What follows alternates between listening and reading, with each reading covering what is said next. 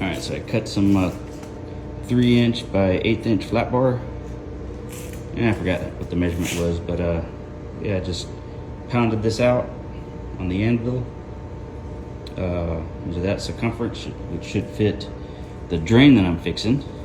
And I cut this out of sheet metal, and I'll show you what's next to later on, but this is pretty much, I got this like this, and then once I get the correct diameter of what I'm fixing, then I'll sand this down to that radius.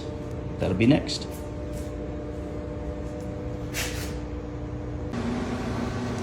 Got half the bead on there. It's pretty good. Only got half of it.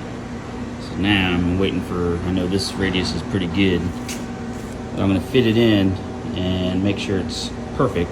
I believe that's the right size, but I ain't gonna know until I get in there.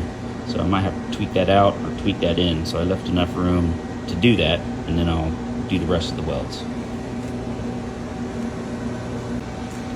All right, I kind of finally finished the welding. So again, solid bead all the way around.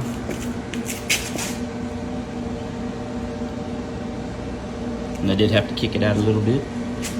So now I'm just gonna trim the ears, because it's what it's doing, it's protecting this this drain spout, and the hose, or not the hose, but the pipe that comes through has a downspout, but the water is too, the volume's too much for the hole and the amount of water that's coming in, so it just hits the drain and then floods everything else once the drain kind of gets too much water.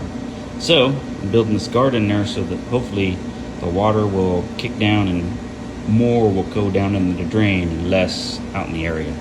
So we'll see. There's that little drain thing that I made. They went epoxy the outside of it so it'll stay in place.